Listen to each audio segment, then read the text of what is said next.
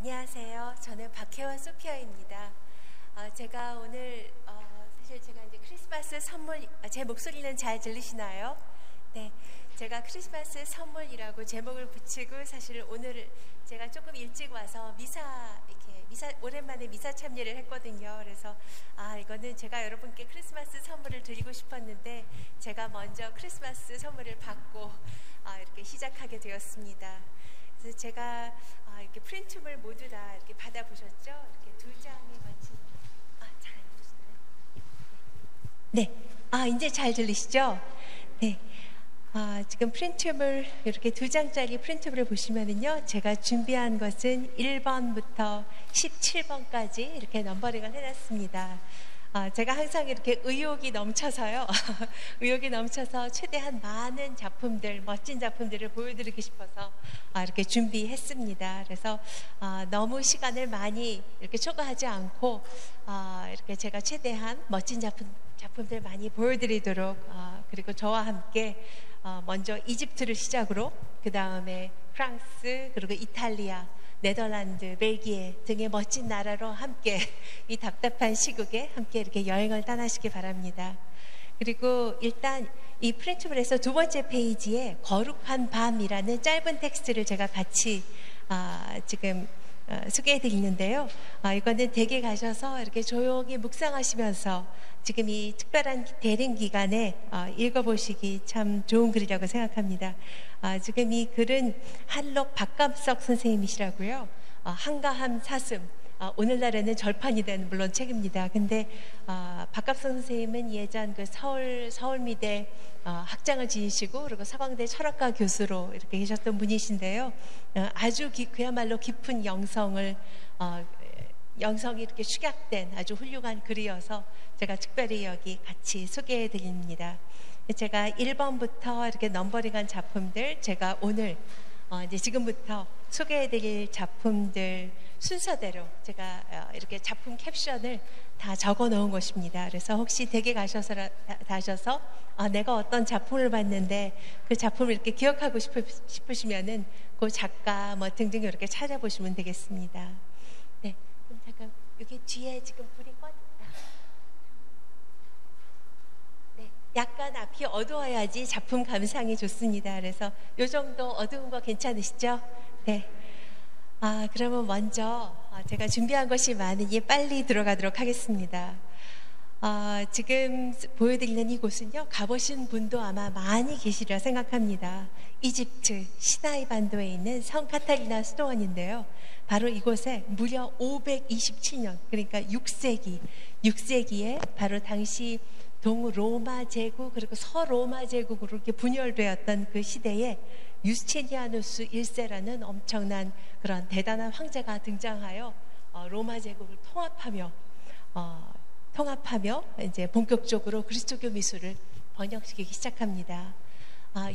이런 어떤 중요한 디테일만 아시면은 이 그리스도교 미술을 이해하시는데 아주 수월하실 것 같아 말씀입니다. 벌써 313년 콘스탄티누스 대제가 그리스도교를 공인합니다.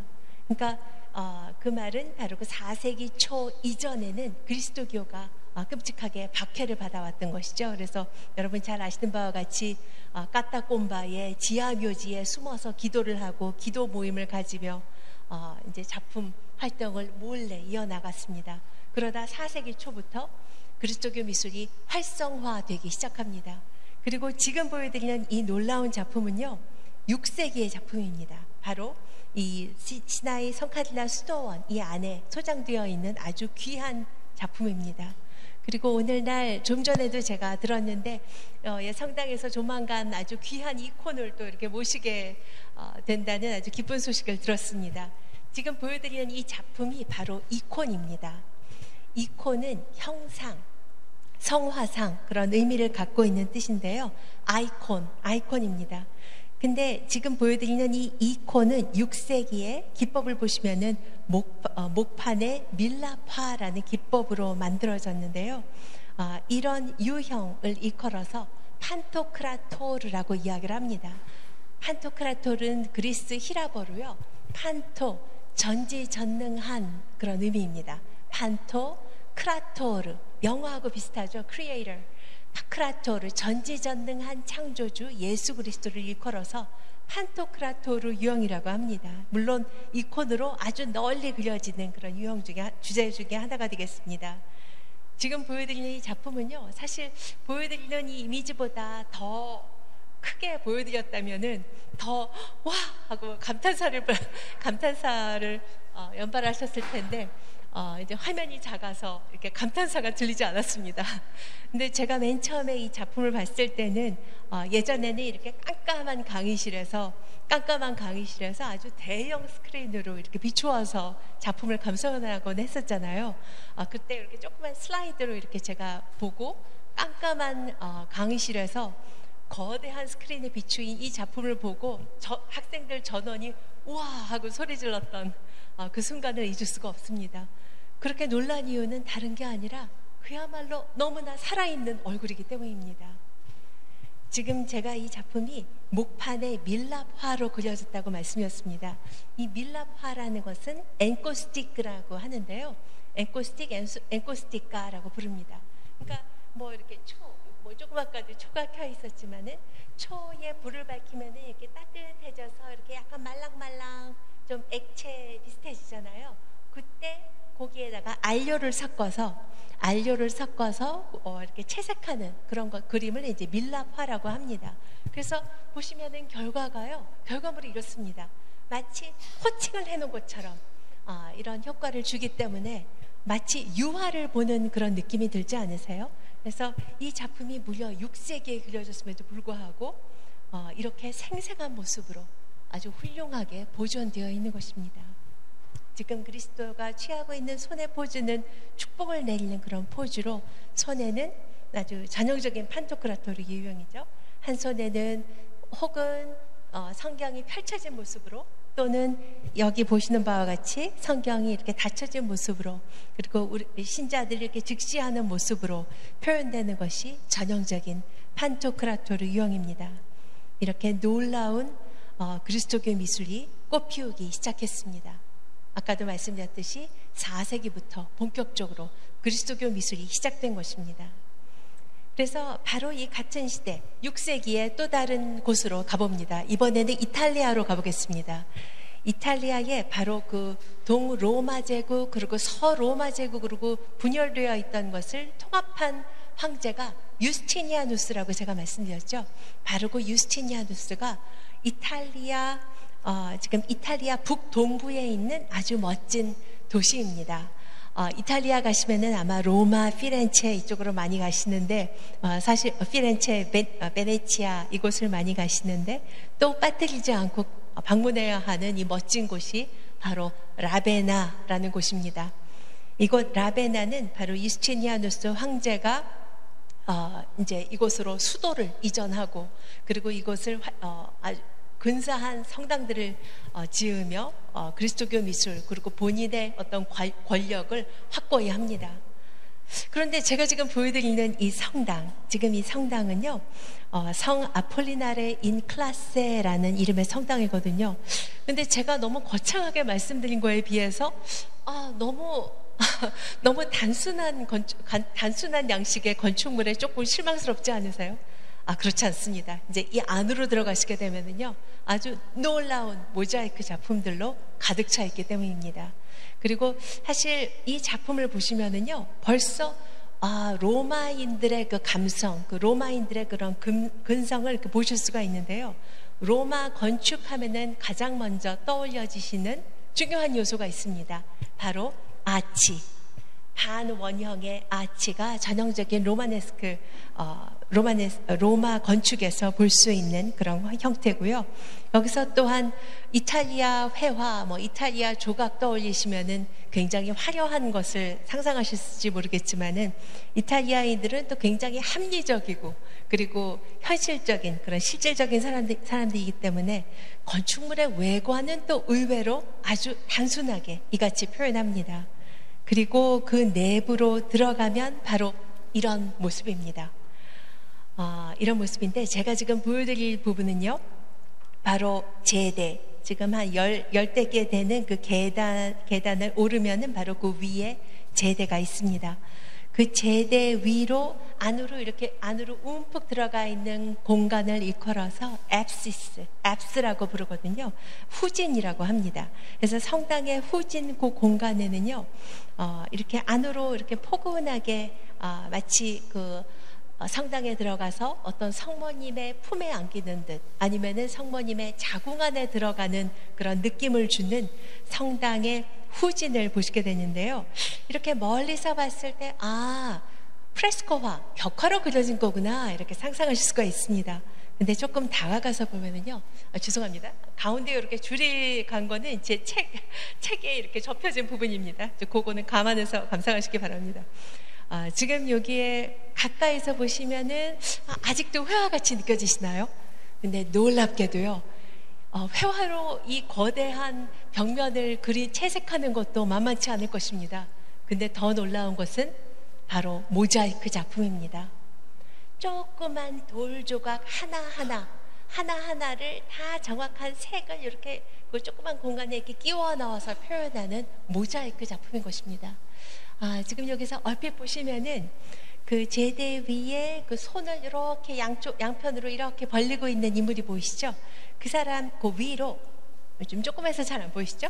상투스 아폴리나리스라고 써 있습니다.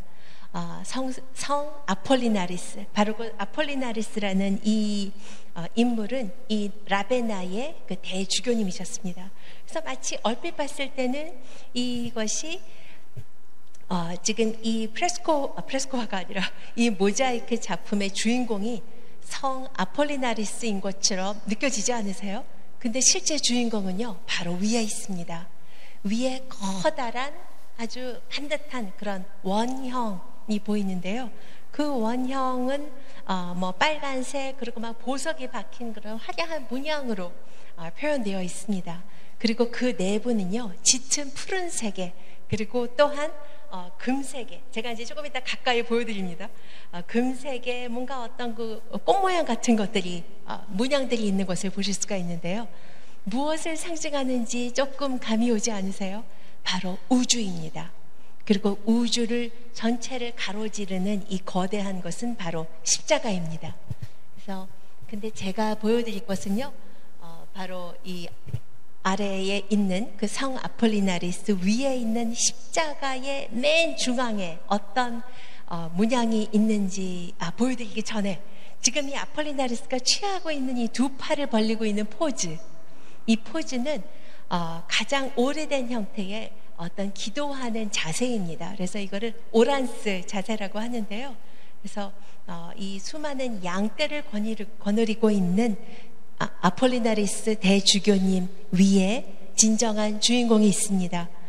그 십자가 가운데가 궁금하시죠? 바로 이런 모습입니다. 정말 놀랍지 않으세요? 이제 믿으시죠? 이거는 모자이크 작품입니다. 정말 놀랍게도 이 거대한 작품의 거대한 어떤 이 공간을 채우는 것이 조그만 돌 조각 하나하나 이렇게 정확한 색을 끼워 넣은 것입니다. 근데 더 놀라운 것은요, 다시 요 앞으로 가시게 되면은 요 계단 밑에 서 있다고 한번 상상해 보시기 바랍니다. 그 십자가 가운데 있는 저 조그만 그리스도의 얼굴이 절대 보이지 않습니다. 그러니까 이런 어떤 모자이크 작품에 임할 때 그 작품은 이 신자들에게 보여지기 위해서가 아니라 하느님에게 보여지기 위해서 표현했다, 이런 느낌이 듭니다. 그래서 더 깊은 감동을 줍니다. 그래서 여기 지금 그리스도의 얼굴은 그야말로 살아있는 그리스도의 얼굴입니다. 그 다음에 프랑스로 떠나도록 하겠습니다. 프랑스의 이제 3번 작품인데요. 최후의 심판날의 그리스도라는 작품을 보여드리는데, 이제 12세기 초 중반에 가게 됩니다. 이제 12세기 초가 되면은 프랑스에서는 로마네스크 양식이 한창인 중세시대입니다. 일반적으로 중세시대의 그 대표적인 어떤 표현 양식으로 로마네스크 양식 그리고 고딕 양식, 이렇게 두 가지만 기억하시면 되거든요. 그런데 로마네스크 양식은 대략 10세기에서 11, 12세기까지 발달한 것이 로마네스크고요. 그리고 12세기 한 중반부터 15세기까지 발달하게 되는 것을 일컬어서 가장 널리 알려진 양식이죠. 파리 노틀담 사원 이렇게 떠올리시면 되고 바로 고딕 양식입니다. 근데 제가 지금 보여드리는 성당은요, 로마네스크 양식, 바로 12세기 초중반의 아주 아름다운 성당입니다. 지금 이 성당의 이름이 조금 긴데요. 오덩 라자르 대성당, 오덩 성 라자르 대성당 이렇게 불리는 성당입니다. 근데 이름이 너무 기니까 오덩이라는 이름만 기억하시면 되겠습니다. 근데 이 성당에 들어가는 입구거든요. 지금 요거는 이제 제가 직접 찍은 사진입니다. 그래서 성당 입구를 보시면은 그 입구 위에 이렇게 반원형의 아치가 다시 등장하는 거 보이시죠? 그 아치라는 어떤 새로운 건축 요소는 바로 고대 로마인들이 고안해낸 것입니다. 가장 먼저 로마의 콜로세움을 연상하시면 되겠습니다. 수많은 아치가 무한히 반복되는 그런 건축 형태를 떠올리시면 되는데요. 바로 그 로마인들의 그 발명품인 그 아치가 적극적으로 드러나는 것이 바로 로마네스크 양식입니다. 근데 이 로마네스크 양식의 이 성당 그 출입문 위에는요, 바로 그 반원형의 공간이 있고, 그 공간을 일컬어서 팀파늄이라고 부르는데요. 그 공간에 바로 최후의 심판날의 그리스도 모습을 조각한 것이 바로 그 로마네스크 양식에서 흔히 보실 수 있는 표현 형태입니다. 지금 보여드리는 이 오덩 성당, 이름이 기니까 그냥 짧게 말씀드리겠습니다. 오덩, 제가 여기 준비한 이미지는 오덩 성당의 이제 디테일인데요. 오덩뿐만이 아니라 베슬레, 그리고 꽁꾸 성당, 이런 곳이 있습니다. 이런 성당들은 아주 중요한 의미를 갖고 있는 것이요. 여러분 너무 잘 아시는 그 스페인의 산티아고 데 콩포스텔라로 가는 그 순례 길은 단연코 스페인인들만 찾은 것이 아니라 유럽 전역의 모든 신자들이, 특히 중세시대에는요, 모든 신자들이 일생에 한 번은 이렇게 다녀와야 하는 어떤 그 순례였습니다. 물론 가장 중요한 순례지는 예루살렘이겠지만은 예루살렘까지 갈 수 있는 어떤 모든 여건이 허락되는 것은 힘든 일이었고요. 그래서 모든 신자들은 1년에 한 번 산티아고 데 콩포스텔라로 이제 긴 여행을 떠났습니다. 그때 반드시 들러야 하는 성당이 바로 이곳 오덩 성당이었습니다. 이제 조금 더 가까이 다가갑니다. 이런 모습인데요. 아직 이렇게 좀 너무 흐릿해서 잘 안 보이시죠? 그래서 조금 선명한 이미지를 준비했습니다. 얼핏 보시더라도 맨 중앙에는요, 팔을 이렇게 하고 다리를 마치 어떤 찰리 채플린 포즈를 하고 있는 예수 그리스도의 모습을 보실 수가 있는데요. 조금 더 가까이 다가가면 여기서 보시면은 그 그리스도의 그 저쪽 그 우측에 있는 그 조각 부분을 제가 보여드리도록 하겠습니다. 이렇게 칼라로 봤을 때는 이런 모습인데요. 이제 흑백으로 봤을 때 이 모습이 더욱더 선명하게 드러납니다. 이거는 무슨 장면인가 하면은요, 먼저 이 좌측에 있는 커다란 인물 보이시죠? 얼굴은 요만하고 날개는 아주 거대한 날개를 이렇게 높이 하늘로 치솟고 있고요. 그리고 너무나 과장되게 길쭉하게 표현된 몸을 보실 수가 있습니다. 그리고 그 앞에는요, 완전히 상반된 모습에 지금 앞에 있는 날개를 펼치고 있는 이는 다름 아닌 천사거든요. 바로 최후의 심판날 인간의 영혼의 무게를 재는 천사입니다. 근데 그 맞은편에도 또한 인물이라고 하기에는 괴물에 가까운 괴상망측하게 생긴 어떤 생명체가 있는데요. 바로 악마, 그리고 저울질을 하고 있는데요.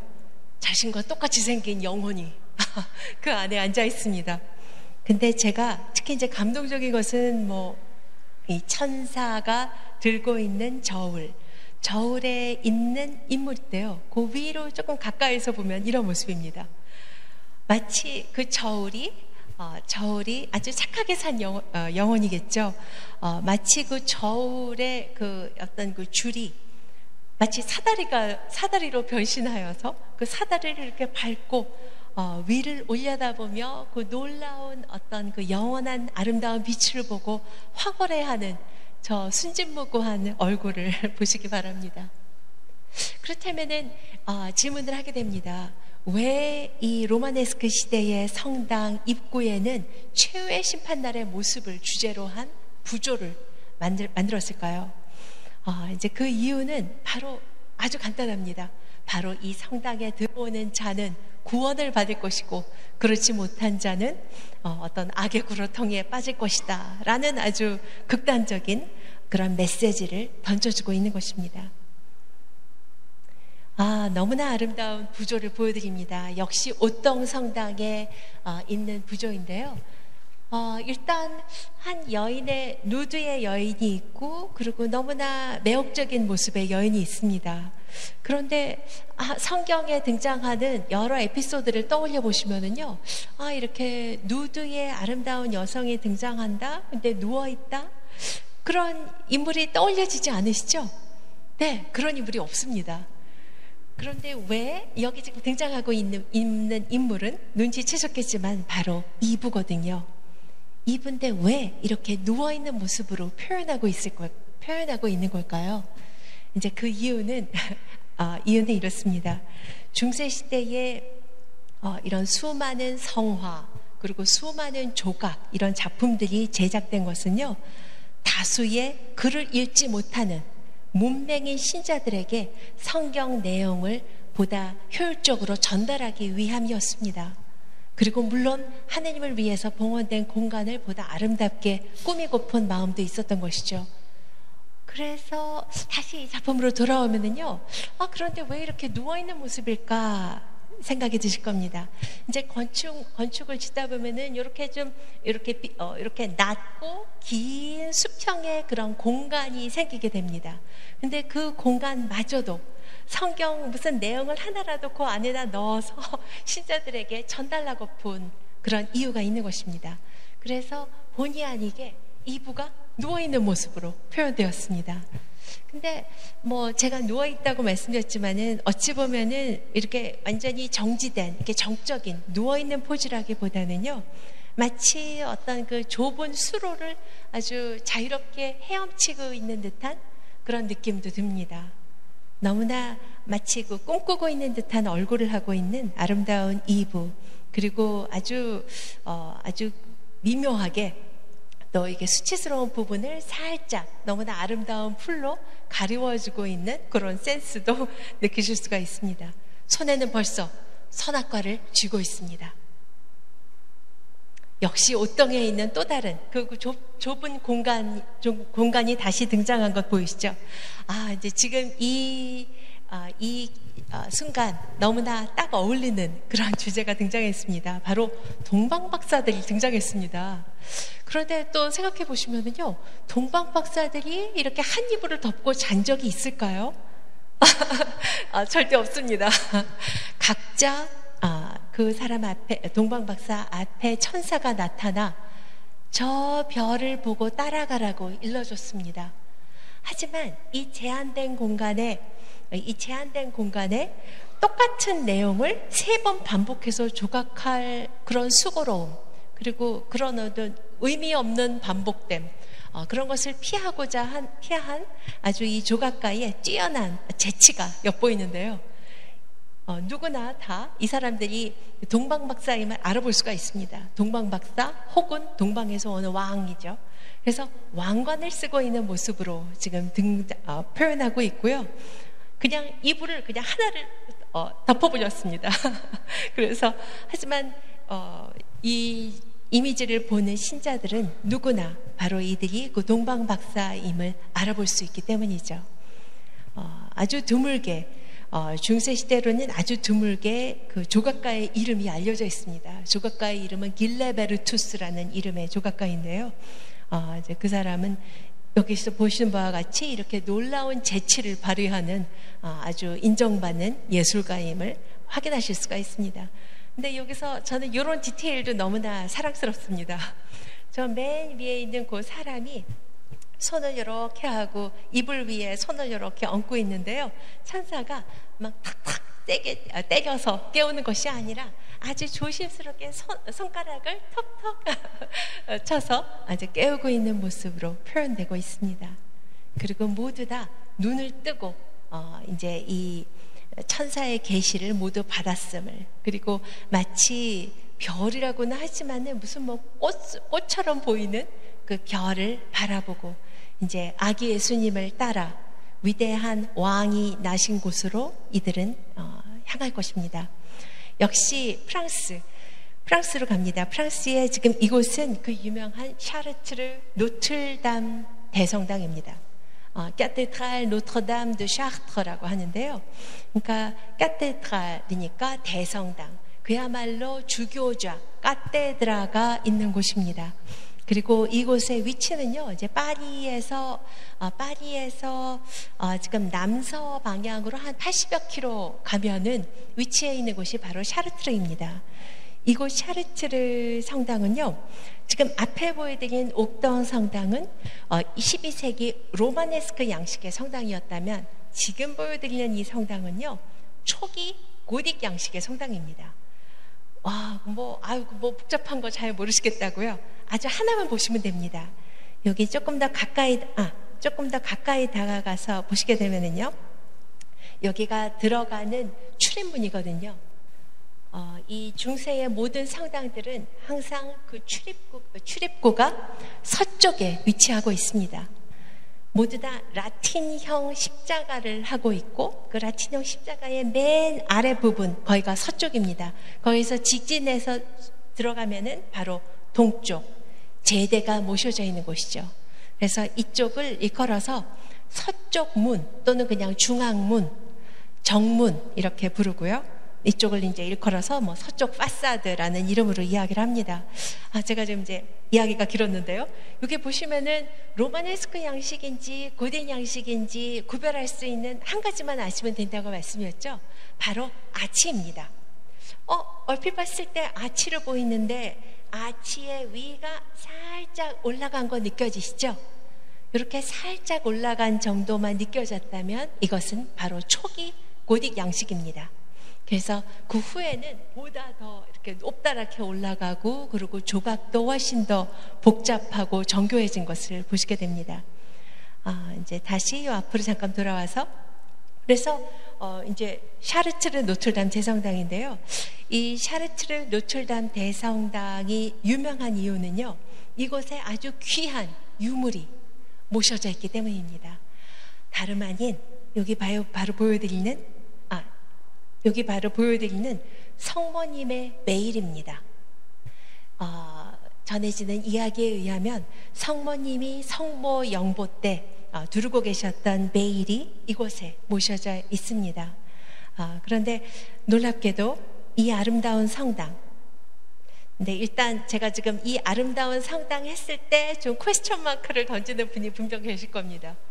왜냐하면은 한국에서 생각하는 완벽한 어떤 균형미가 엿보이는 어떤 엿보이는 작품이 아니라 뭔가 묘한 언밸런스가 약간 거슬리게 느껴지기 때문입니다. 일단 그 부분부터 말씀드리자면요, 사실 그 초창기에 만들어진 원래 탑 부분은 그 이쪽에서 이제 그 우측 부분이 원래 지어진 것입니다. 근데 많이들 아시겠지만은 이런 고딕 성당, 뭐 로마네스크 이런 성당들은 그냥 뭐 몇십 년 만에 지어지는 것이 아닙니다.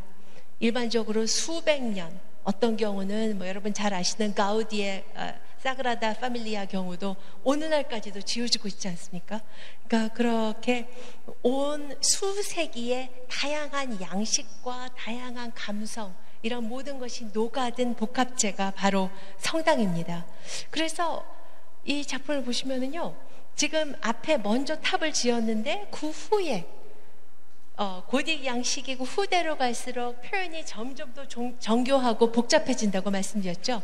그래서 그 후대에 지어졌기 때문에 완전히 다른 양식을, 다른 모양을 하고 있는 것입니다. 근데 저는 이거 보면서도 너무 재미난 것이, 만약에 한국이었다면은 그래도 그 시대와 똑같이 맞추어서 후대에 만들지 않았을까라는 생각을 하는데, 이 프랑스인들은 달리 생각합니다. 그 시대마다 그 시대의 감성이 있다고 생각하는 것이죠. 그래서 그 시대에 대한 어떤 깊은 존중이 있기 때문에, 그리고 또 이것마저도 역사이기 때문에 바로 그 시대의, 그 후대의 양식으로 지어진 것입니다. 그래서 약간 언밸런스하는 모습을 하고 있는 것이죠. 그리고 이 성당이 지어지면 지어질수록 이제 점점 이 성당 높이가 높아집니다. 그래서 높아지다 보니까 이거는 다 석조 건축이잖아요. 이 엄청난 돌의 무게를 지탱하기 위해서는 어떤 새로운 어떤 방법을 모색해야만 했습니다. 그래서 생각한 것이 바로 버팀벽이라는 것입니다. 성당에 보시면은 맨 처음에 익숙하지 않고 그냥 봤을 때는 무슨 공사 중인가? 그리고 이렇게 보신 경험이 있으실 겁니다. 그런데 가까이 다가가서 보면 의도적으로 어떤 그 틀을 이렇게 마치 한창 그 공사 중에 이제 그 세우는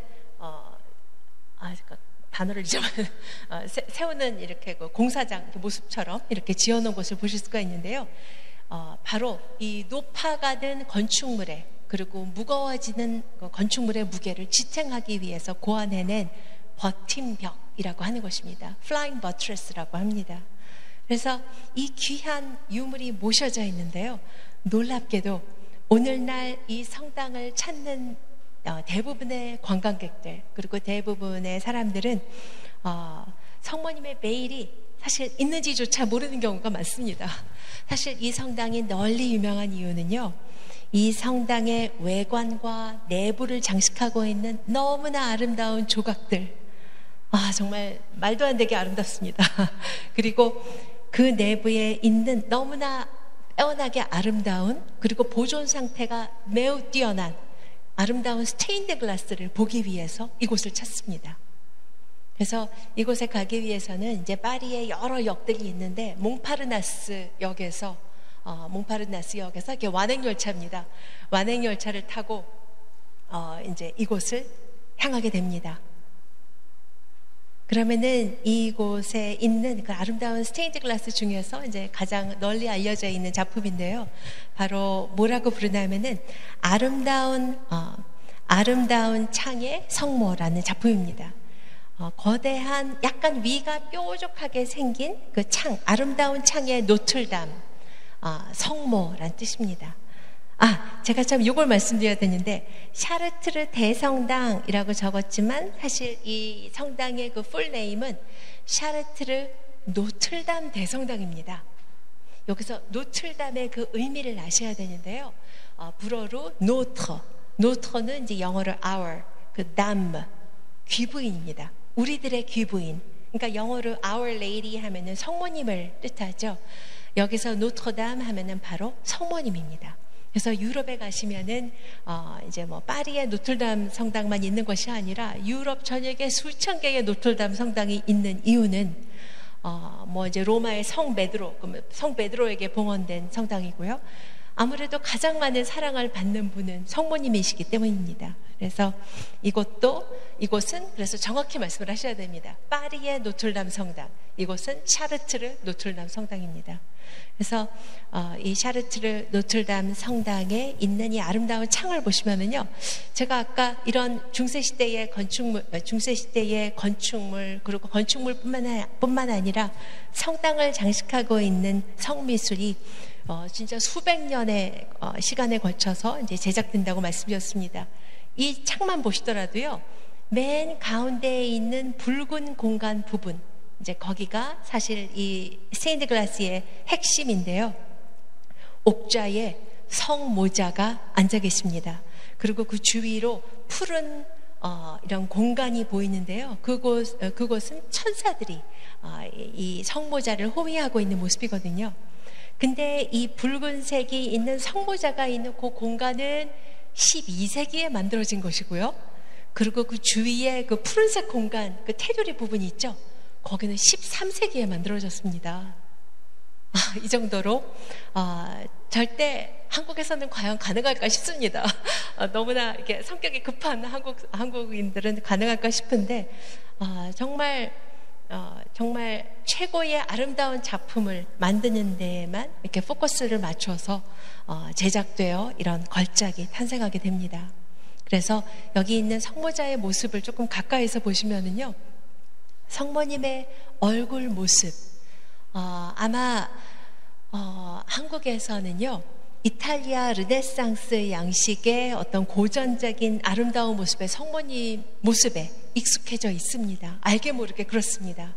그런데 지금 이 중세시대에 이름 모를 어느 장인에 의해서 만들어진 다듬어진 이 성모님의 모습은요, 어떤 고전적인 아름다운 모습보다는 교회의 어머니, 이를 이제 테오토코스라고 하는데요, 교회의 어머니로서의 어떤 위엄이 느껴지는 모습의 성모님이십니다.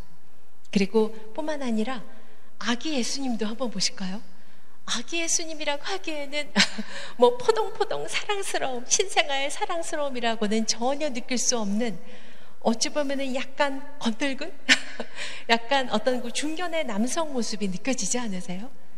이것도 또한 중세시대에는요, 이제 후에 등장하게 되는 르네상스 시대와 달리 인간, 어떤 그 아기 예수님을 표현할 때 아기 모습대로 표현한다는 그 어떤 그 중요성, 그 의미를 그리 중요하게 생각하지 않았습니다.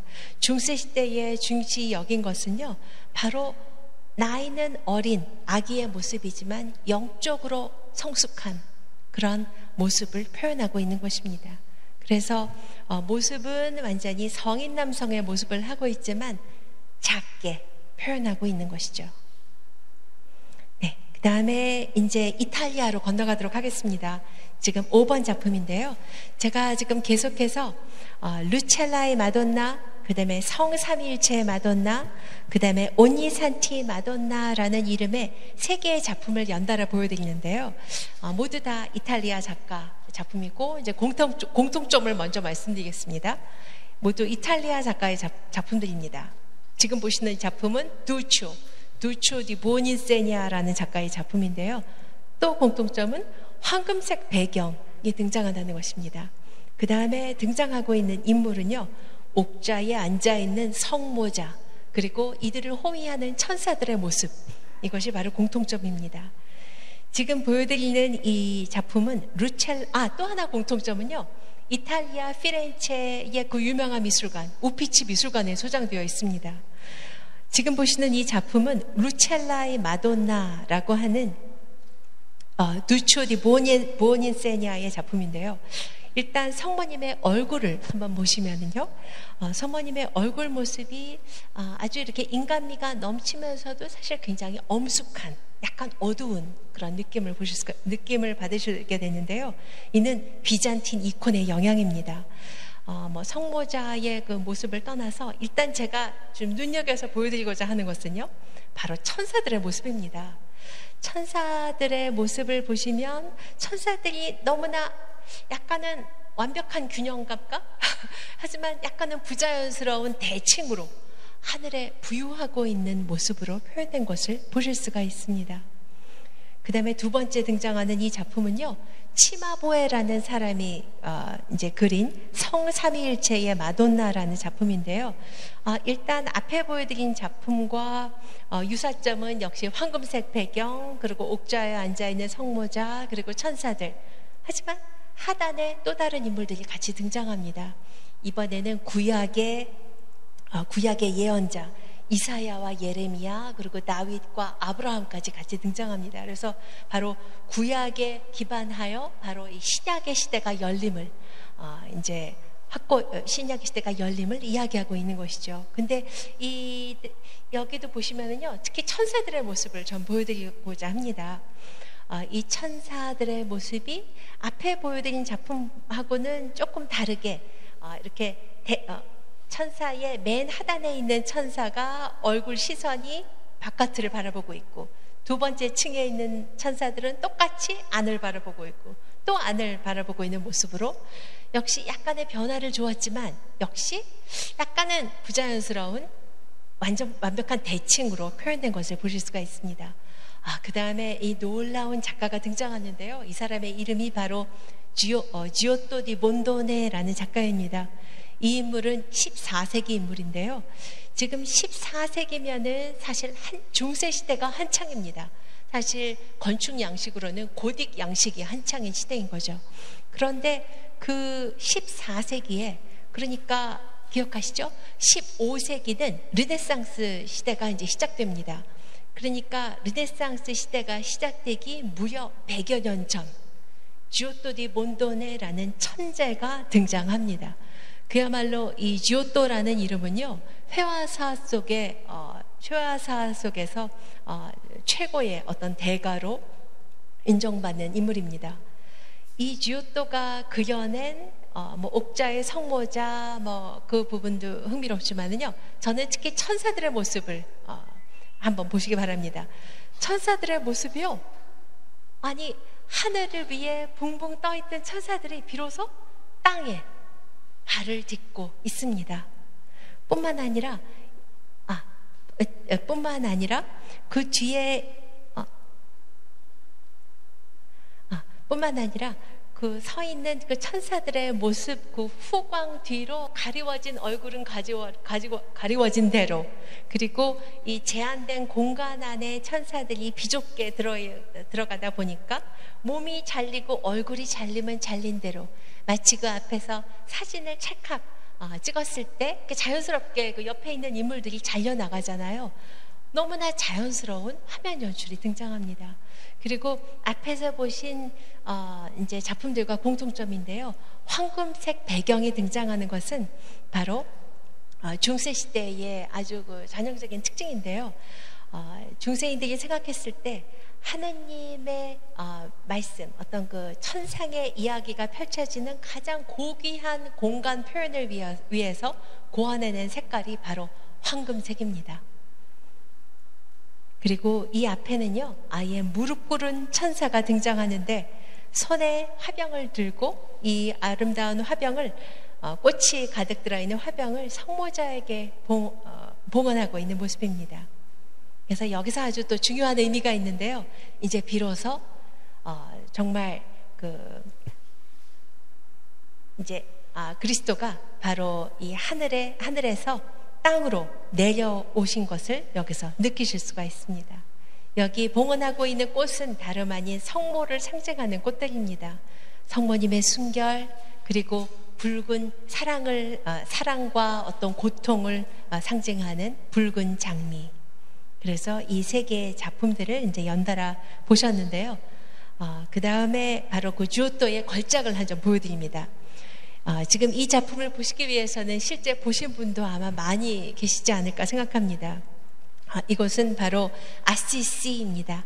아시시의 성프란체스코 성당의 지오토 디 몬도네의 아주 아름다운 작품들을 보실 수가 있는데, 프란체스코 성인의 다양한 에피소드를 그려놨거든요. 근데 그 중에서 널리 사랑받고 있는 아름다운 장면이 바로 이것입니다. 새들에게 설교하는 프란체스코 성인의 모습입니다. 그런데 여기서 아주 놀라운 것은요, 이제 정말 지오토와 함께 뭔가 지금 앞에서 황금색 배경만 보시다가 갑자기 푸른 하늘이 등장했습니다. 이거는 엄청난 변화입니다. 이제 비로소 천사들도 하늘 위를 날기만 하던 천사들이 땅으로 내려왔고요. 그리고 더 이상 추상적인 황금색 공간이 아니라 푸른 하늘, 이제 비로소 14세기에 지오토라는 인물과 함께 자연을, 그리고 인간을 바라보기 시작합니다. 그래서 바로 그런 이유로 지오토를 일컬어 무려 100년 전 휴머니즘, 르네상스를 연 천재 화가다, 이렇게 일컫는 것입니다. 여기서는 아주 무성한 나무, 그리고 푸른 하늘을 보실 수 있습니다. 역시 이제 지오토의 또 다른 걸작을 보시기 위해서는요, 이탈리아의 파도바라는 도시로 가야 됩니다. 바로 그 파도바에 스크로베니라는 이름의 아주 부유한 상인이 있었는데요. 바로 그 스크로베니가 자신과 이제 가족을 위해서 가족 예배당을 짓습니다. 가족 예배단 그리고 그 내부는 당대 최고의 화가인 지오토 디 본도네에게 작품을 의뢰합니다. 그래서 이 사람이 그리게 됐는데요. 그 중에 이제 여기 다루고 있는 예수의 생애 에피소드 중에 한 장면을 보여드립니다. 지금 보시는 이 장면은 바로 예수 체포, 또 다른 이름으로는 유다의 키스라고 합니다. 근데 사실 키스하고 있는 장면은 아니거든요. 근데 이제 예수 체포, 유다의 키스라고 불리는 이 작품, 역시 지오토표 푸른 하늘이 등장합니다. 그리고 뭔가 여기 지금 예수와 유다가 어디 있는지 쉽게 알아볼 수 있으시죠?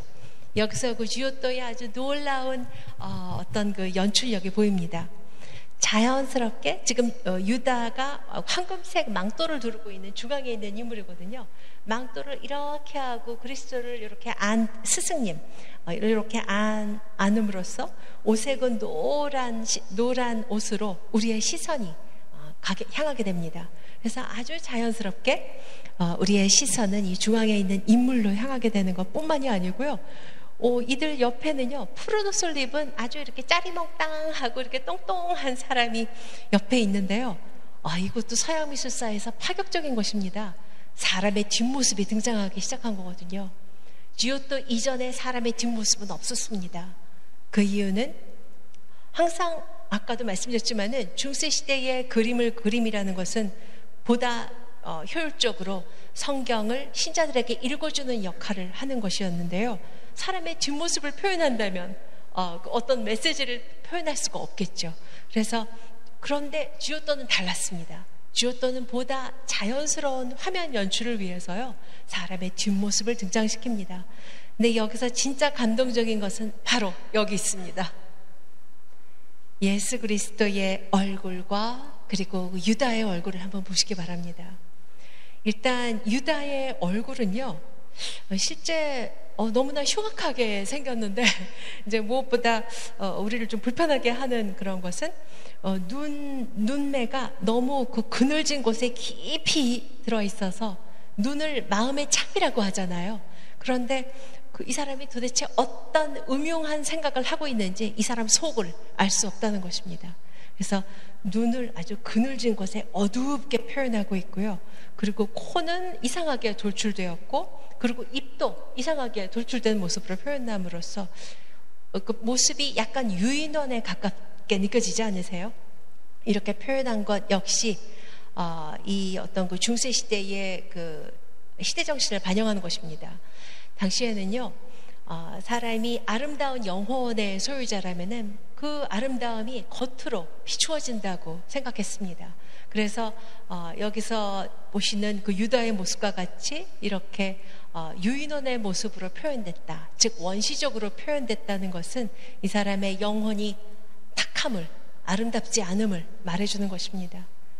근데 그와 너무 대조적으로 그 앞에 있는 그리스도의 얼굴은 그야말로 깨끗한 아주 맑은 얼굴을 하고 있고요. 그리고 눈동자도 깨끗한 흰자위와 너무나 선명한 눈동자로, 참 정말 놀랍지 않으세요? 그 유다의 양심마저 꿰뚫어보는 놀라운 눈매를 하고 있습니다. 네, 그래서 여기까지 살펴보셨고, 그 다음에 지금 보여드린 이 같은 그 주제가 계속 그려집니다. 이제 르네상스 시대에 이르렀습니다. 이탈리아의 르네상스 시대에 이르르면요, 바로 7번 작품인데요, 장엄하신 성모라는 작품입니다. 이 작품에 이르게 되면 역시 공통점은 황금색 배경을 다시 등장시켰습니다. 근데 옥자에서 느껴지는 느낌이요, 옥자가 굉장히 아주 그 육중한 석조 건축이 느껴지시죠? 굉장히 입체적으로 느껴집니다. 그리고 무엇보다 성모님의 모습을 보시면은요, 좀 아기 예수님의 모습은 완전히 달라진 걸 느껴지지 않으세요? 아기 예수는요, 이제 정말 아기의 모습으로 등장하고 있습니다. 이제 르네상스 시대에 이르러는 인간을 관찰하기 시작했기 때문입니다. 그리고 성모님의 모습도 아주 육중한 모습으로 교회의 어머니의 그 위엄이 느껴지는 모습으로 표현되었는데요. 여기서는 그 천사들의 모습이 너무 재미난데요. 이 건축물로 이제 생긴 그 옥자가 너무나 육중하다 보니까요. 공간이 너무 비좁습니다. 그래서 날개를 최대한 이렇게 접고 그 좁은 공간에 몸을 이렇게 하고 있는 모습도 너무나 재미나고요. 특히 놀라운 것은요. 이제 여기는 아예 천사들이 바닥에 철퍼덕 앉아있는 모습으로 등장합니다.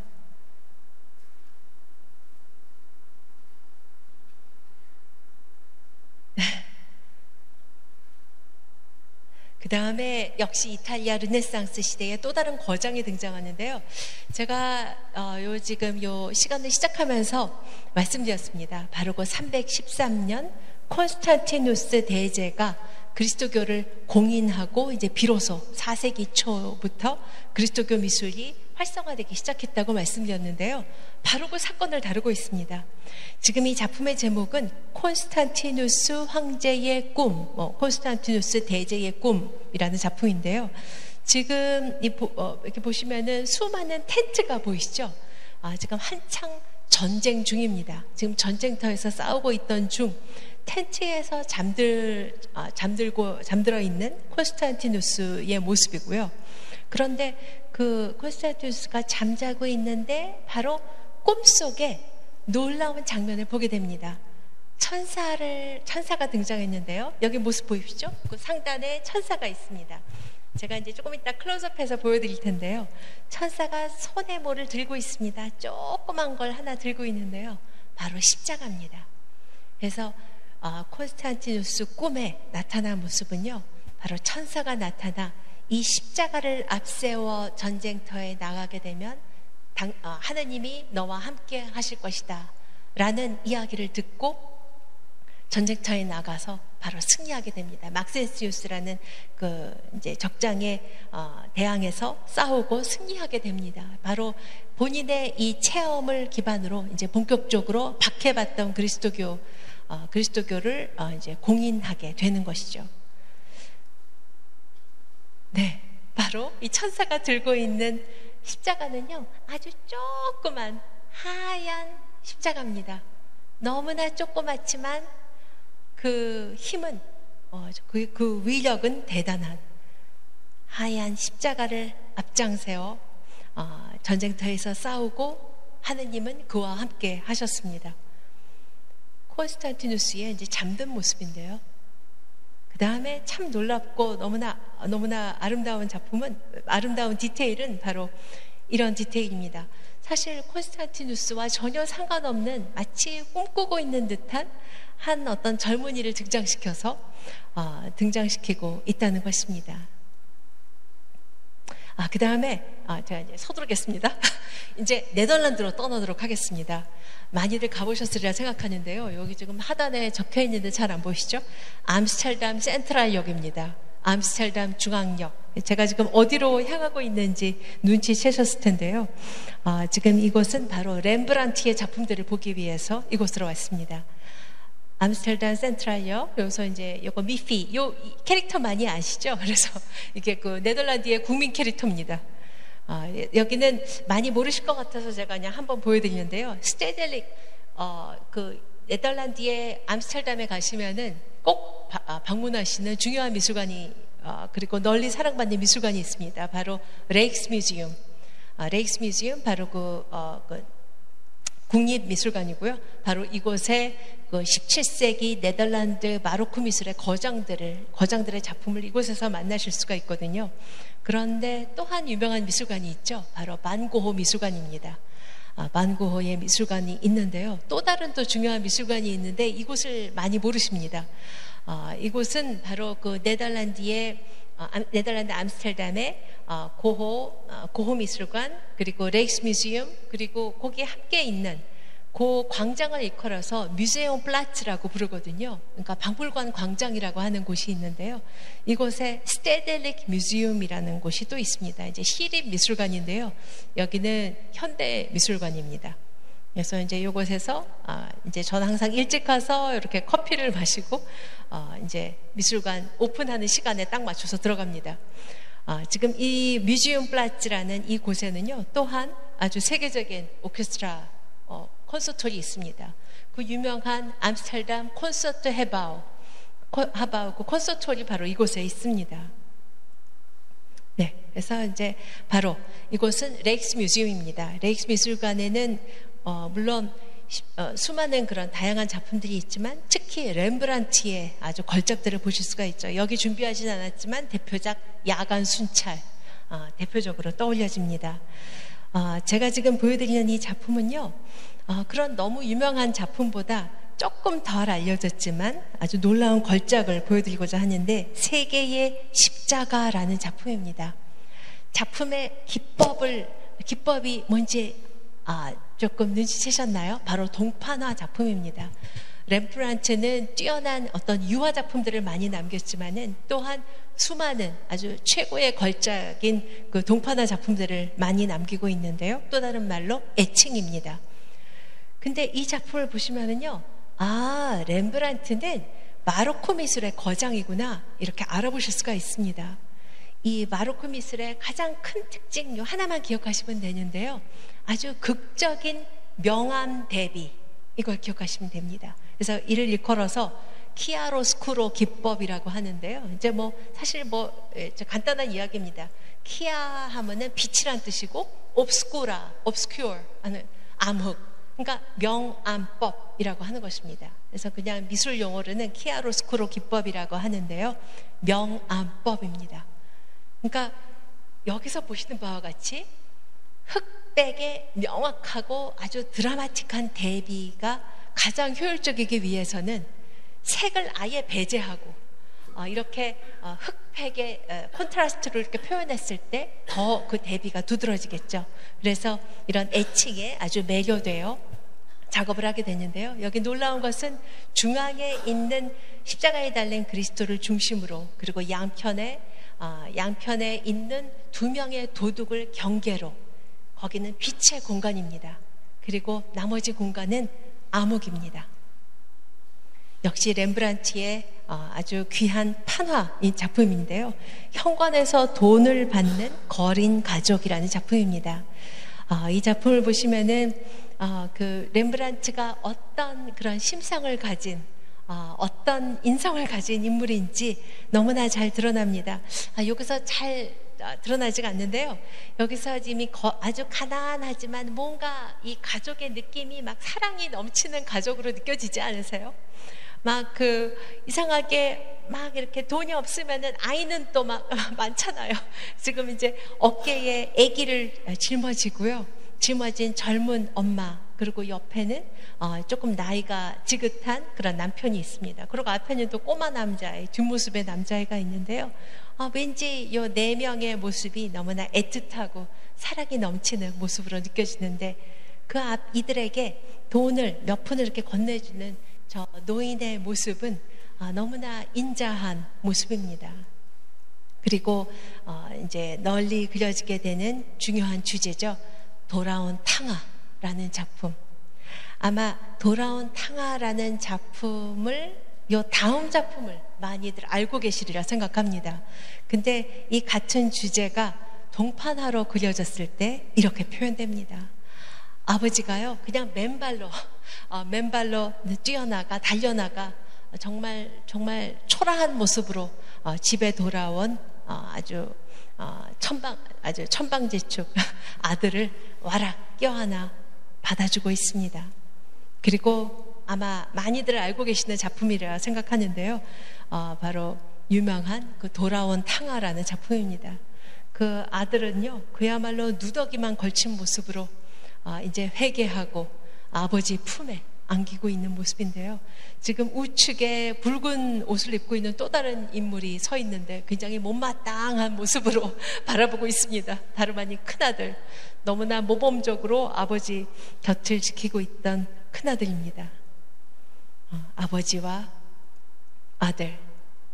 그리고 여기서 또 흥미로운 것은 그 손의 표현이, 손이 짝짝이라는 것입니다. 그러니까 지금 요 한 손은 아주 길고 이렇게 얄쌍한 것이 뭔가 여성 손이 연상이 되고요, 반면에 또 다른 손은 뭔가 이렇게 근육질해 이렇게 더 이렇게 짤막한 게 묵뚝하면서 이렇게 힘이 느껴지는 손입니다. 근데 이 사람은 그 누구보다도 뛰어난 데생력과 표현력을 갖고 있는 렘브란트가 데생력 부족으로 이런 실수를 했을 리는 만무합니다. 여기는 분명히 아주 중요한 의도가 담겨져 있는 것이죠. 바로 하느님의 모성과 그리고 어떤 부성, 어떤 자비로움과 위엄을 모두 다 갖고 있는 하느님의 모습을 바로 이 손의 모습을 통해 드러내고 있는 것입니다. 근데 이 파나 작품은 많이 알려지지 않았지만 제가 너무 좋아하는 작품이어서 이제 좀 시간이 없지만 제가 한 컷 넣습니다. 사마리아 여인 앞에 있는 그리스도의 모습인데요. 여기 보시면 사마리아 여인이라는 것이 전혀 믿겨지지 않으시죠? 17세기 마로크 시대의 여인의 모습을 하고 있습니다. 네, 일부러 의도적입니다. 그러니까 렘브란트가 어떤 역사적인 고증 없이 그 시대의 여인의 모습으로 표현한 것은 아주 극히 의도적인 것입니다. 왜냐하면은 이건 뭐 렘브란트뿐만이 아니라 이런 작품들을 보시면은요, 그 시대의 그 동시대인들에게 이 그림이 보여지기 위해서 그려지는 것이죠. 그래서 동시대인들에게 바로 이 성경 말씀이 옛날 옛적 지나간 어떤 이야기가 아니라 바로 이 순간 벌어지고 있는 사건임을 더욱더 피부에 와닿게 표현하기 위해서 이렇게 표현하고 있는 것입니다. 근데 아주 멋스러운 어떤 그 바로크 양식의 드레스를 입고 있는 여인, 바로 사마리아 여인인데요. 그리스도의 모습이 너무나 감동적입니다. 모두 다 이렇게 천시하는 어떤 사마리아인, 근데 그 앞에 서 있는 그리스도의 모습은요, 너무나 어눌한, 그야말로 인간미 넘치는 모습으로, 그야말로 가장 가난하고 겸손한 모습으로 서 있는 것을 느끼실 수가 있습니다. 그래서 이 같은 주제, 그래서 갑자기 19세기로 건너가서 여러분 너무나 잘 아시는, 그리고 너무나 좋아하시는 19세기 프랑스 낭만주의를 대표하는 거장 오규스트 로댕이라는 작가의 작품을 보시면은요, 이 작품은 좀 많이 아마 처음 보신 분이 많이 계시리라 생각합니다. 역시 돌아온 탕아입니다. 오규스트 로댕 하면 생각하는 사람뿐만이 아니라 이제 수많은 걸작들을 남기게 되는데요. 그야말로 아주 절규하는 그 표현이 너무나 극적입니다. 그러한 로댕이 또 어떤 작품을 남기나 하면은요, 신의 손을 이렇게 표현합니다. 근데 손이 있고 아주 근육질의 아주 멋진 손이 있습니다. 그 손에 어떤 뭐 흙 더미를, 이렇게 진흙 더미를 하나 이렇게 쥐고 있는데요. 그 안에는 최초의 남녀를 이렇게 아름답게 빚었습니다. 같은 작품의 이렇게 손 부분을 바라봤을 때 이렇게 돌아서 봤을 때의 모습입니다. 그리고 로댕의 정말 놀라운 작품은요, 지금 이 작품은 1908년 작품이거든요. 그러니까 벌써 20세기 초에 들어왔습니다. 제가 오늘 준비한 작품들 중에서 가장 현대 작품입니다. 그래서 이 작품의 제목, 제가 벌써 다 적어놨기 때문에 이렇게 막 긴장감이 없는데요. 대성당입니다. 제가 지금 제목을 잘못 적은 게 아니고요. 이 작품 제목이 카테드랄입니다. 아니, 근데 일단 이 손의 포즈를 보시면은요, 손이 양쪽 다, 두 사람 양쪽 다 오른손입니다. 얼핏 봤을 때 한 사람이 손을 이렇게 모으고 있는 것처럼 상상하실 수가 있는데요. 그 앞에 또 다른 사람의 오른손, 그리고 앞에 있는 또 다른 손이 같이 이렇게 손 모양을 이루고 있는 것입니다. 이는 바로 하나님을 진심으로 믿는 그 두 사람만 있으면 바로 그곳에 하나님이 계신다는, 바로 그곳이 성당임을, 대성당임을 말해주고 있습니다. 여기서 이 로댕이 얼마나 이런 그 천재적인 면모를 엿보실 수 있습니다.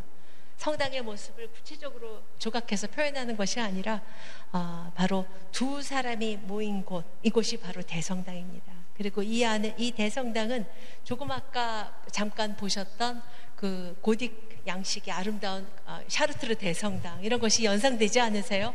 높이 솟아오른 어떤 건축물을 연상시킵니다. 동시에 어떤 뭐 고딕 성당이 연상됩니다. 동시에 기도하는 손 모습도 연상이 됩니다. 또한 이 손 사이사이 다 이렇게 구멍이 나 있어서요. 그 안에는 빛이 들어오고 숨을 쉬는, 살아있는, 그리고 열려있는 공간. 바로 그 공간이 바로 하느님의 성전, 성당인 것입니다. 그 다음에 이탈리아, 이제부터 본격적으로 성탄 그림을 이제 몇 점만 준비했습니다. 제가 좀 힘드시더라도 조금만 기다려주세요. 이제 이쁜 작품들이 지금부터 등장합니다. 성탄 주제의 작품들을 보여드리는데요. 다시 이탈리아 르네상스 시대로 가보겠습니다. 피에로 델라 프란체스카라는 작가의 작품인데요. 여기 보시면은 마구간이 있고요.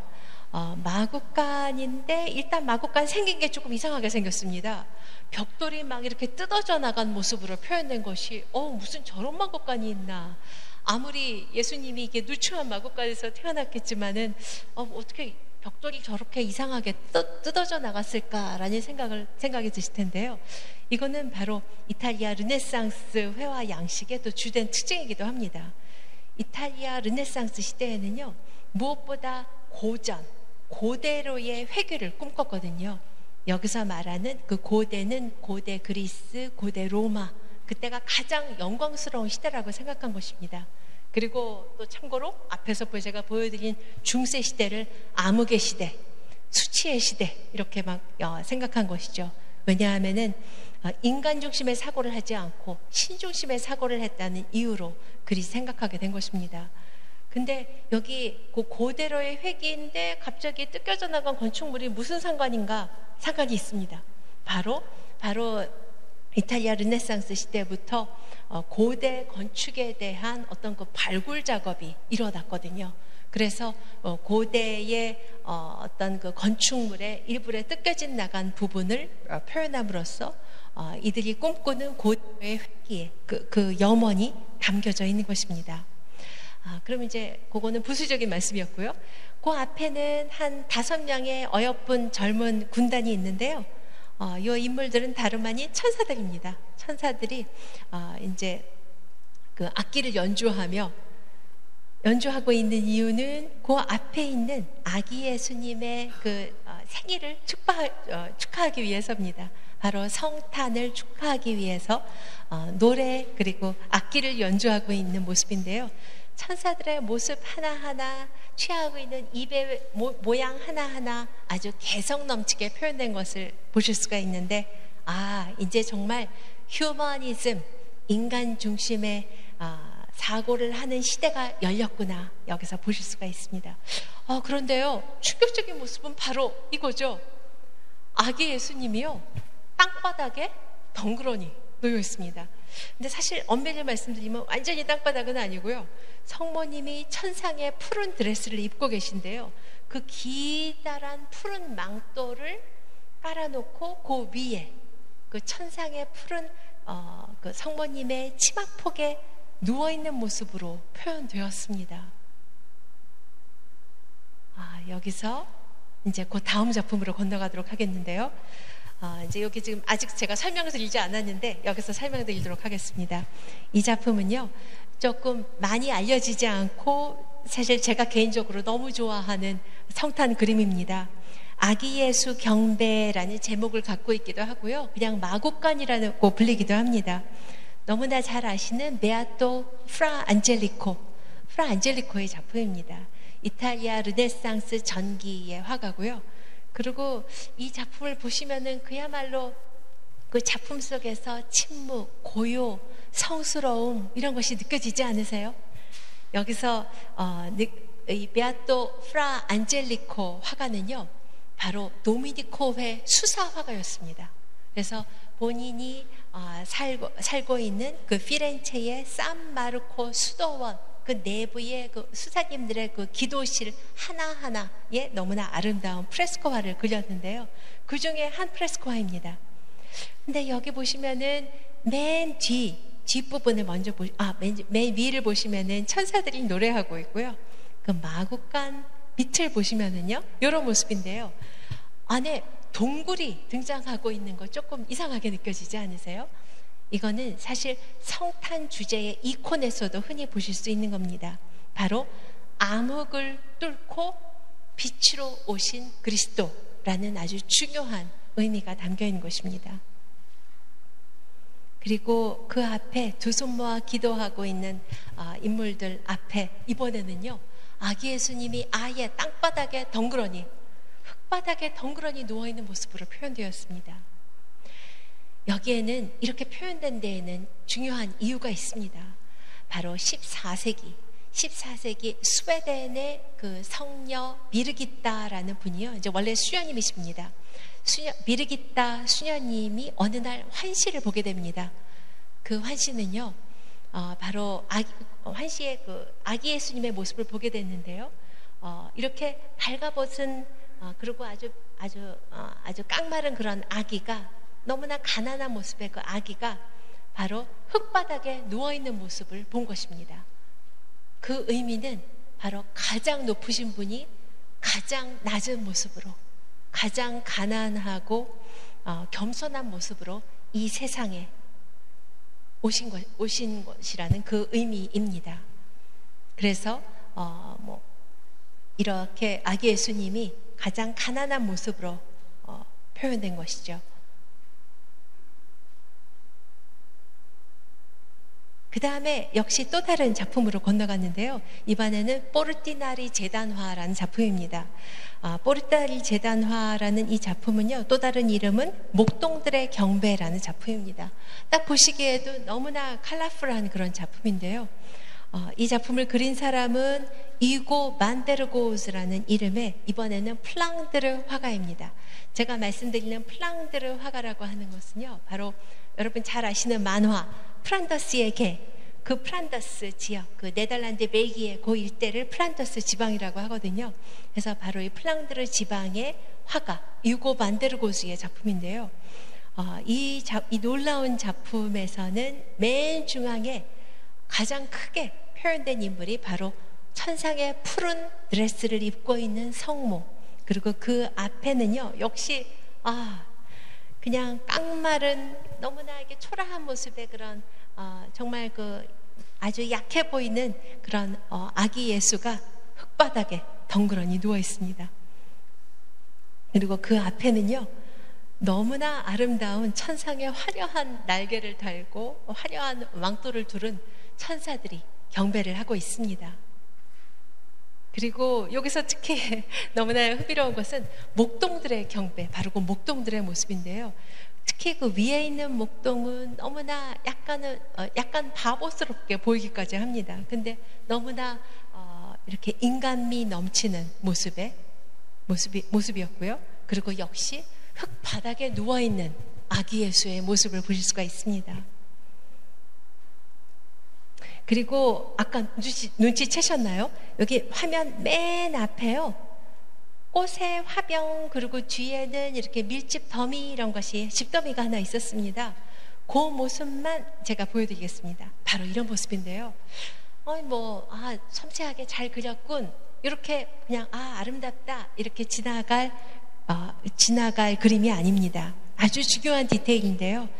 여기에 등장하는 꽃 하나하나 바로 그리스도의 상징, 그리스도와 성모의 상징이 담겨있기 때문입니다. 먼저 푸른 아이리스, 푸른 붓꽃은 그리스도의 순환, 그리고 하얀 백합 또는 이제 아이리스, 이것은 성모님의 순결, 그리고 여기 또 이제 붉은 저것은 붉은 백합은 바로 이 피렌체 이 시의 그 상징이고요. 근데 여기서 중요한 것은 바로 그 오른쪽에 있는 파란색 꽃, 그 메발톱 꽃이라고 하는데요. 컬럼바인이라고 합니다. 영어로. 컬럼브 하면은 떠올려지는 단어가 있으시죠? 바로 비둘기입니다. 그래서 이 메발톱 꽃, 영어로 컬럼바인이라는 이 꽃은요, 바로 성령, 그리스도의 성령을 상징하고요. 그리고 그 밑에 내려가면은 또 바이올렛 색깔의 꽃이 달려 있는데요. 한국에 있는 그 종자하고 다릅니다. 그래서 이거는 카네이션인데요. 조그만 사이즈고, 그리고 바이올렛 색깔을 띠고 있습니다. 근데 이 카네이션 그 생긴 게 이렇게 뾰족뾰족하게 생겼잖아요. 그래서 그런지 그리스도의 못을 상징합니다. 그러니까 그리스도의 순환을 상징하는 것이죠. 그리고 아직 끝나지 않았습니다. 바닥에는요 제비꽃, 바이올렛이 막 이렇게 흩뿌러져 있습니다. 그 바이올렛이 상징하는 것은 성모님의 무염시태. 근데 아직 끝나지 않았습니다. 여기 그 화병을 보시면은요, 화병에 무슨 막 문양이 약간 갈색, 그 다음에 짙은 푸른색 이런 문양이 그려져 있는데요. 이거는 바로 여기서는 잘 안 보이시겠지만은 포도송이 문양입니다. 이 시대에 실제로 많이 사용했던 화병이라고 하는데요. 포도가 등장하면은 성혈, 그 다음에 성체는 어디 있을까요? 바로 그 뒤에 있는 밀집더미입니다. 그러니까 빵과 포도주, 그리고 그리스도의 순환, 성모님의 무염시태, 이런 모든 그리고 성령, 이런 모든 어떤 그리스도교의 상징이 이 화면에, 이 꽃들에 함축되어 있는 것입니다. 바로 이 시대에 이 작품을 보는 사람들은 그 상징들을 모두 다 읽어낼 수 있었습니다. 그 다음에 이제 거의 끝으로 가고 있습니다. 14번 작품인데요.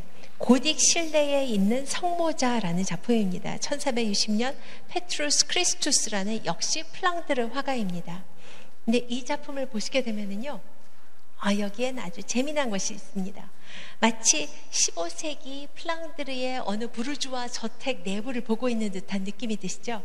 근데 이 앞에 있는 인물들은요, 다름 아닌 성모자입니다.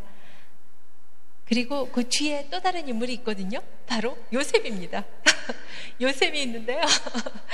그러니까 사실 15세기 이전에는요, 항상 모든 그림의 주인공은 성모자였습니다.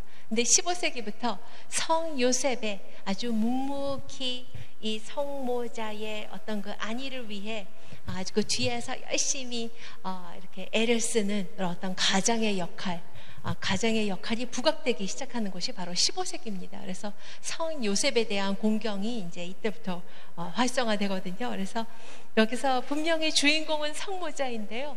뒤에서 열심히 이제 움직이고 있는 요셉의 모습을 함께 볼 수가 있습니다. 그리고 그 앞에 창가에요. 사과 그냥 뭐 이쁘라고 괜히 이렇게 놓은 것이 아니고요. 바로 그 선악과를 여기서 또 읽으실 수가 있습니다. 그 다음에 이제 거의 끝나갑니다. 조금만 힘내세요. 이제 목동들의 경배라는 작품입니다. 이 작품은 스페인 작가의 작품인데요. 호세 데 리베라라는 작가. 이 이름을 조금 생소하실 수 있는데 너무나 아름다운 작품이고 아주 매력적인 작품입니다. 먼저 맨 위에 있는 장면부터 디테일을 보여드리도록 하겠습니다. 조금 가까이서 보면요, 저는 맨 처음에 피터팬 웬디라는 것이 막 떠올려지는데요. 천사입니다. 천사가요, 그 언덕 위에 있는 목동, 그리고 조금 그 언덕 아래에 있는 목동들에게 아기 예수 탄생 소식을 알려주고 있는 모습이거든요. 그리고 이제 그 전경에는 어떤 모습이 펼쳐지나 하면은 바로 성모님의 모습인데, 그야말로 아주 고전적인 아름다운 모습의 성모님이 두 손 모아 기도하고 있습니다. 그리고 역시 17세기에 이르게 되면은 그야말로 포동포동 사랑스러운 아기 예수가 등장합니다. 그 다음에 아까 제가 렘브란트 작품을 몇 점 보여드렸는데요. 이번엔 이제 또 회화 작품. 이 작품의 제목은 성가족.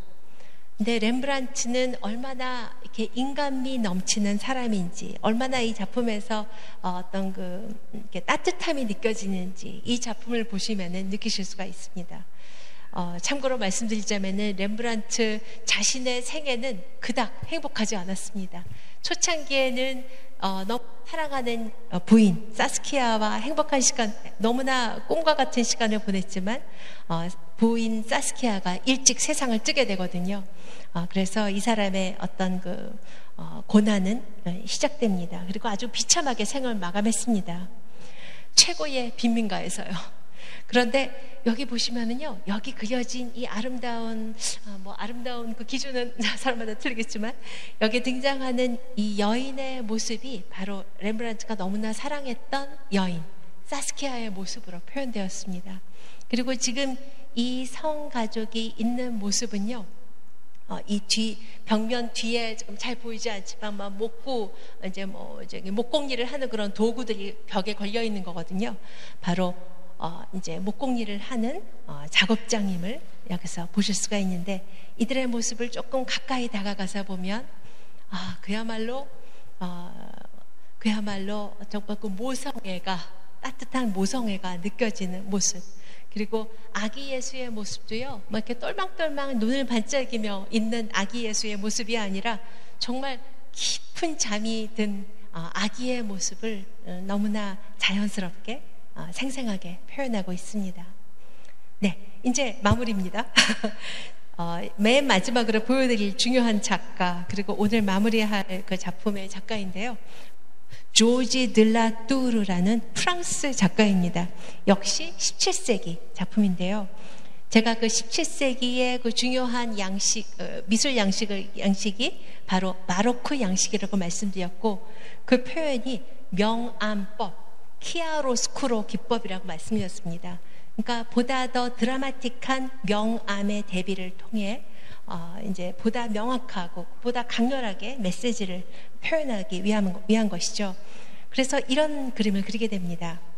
역시 조지 들라뚜르라는 이 프랑스 작가는 이제 또 렘브란트와 다른 감성으로 표현하게 되는데요, 항상 어두운 실내가 있고 거기에 촛불이 등장하고 그 촛불에 비추인 인물이 같이 등장하는데요, 그야말로 작품에서 느껴지는 느낌은 침묵입니다.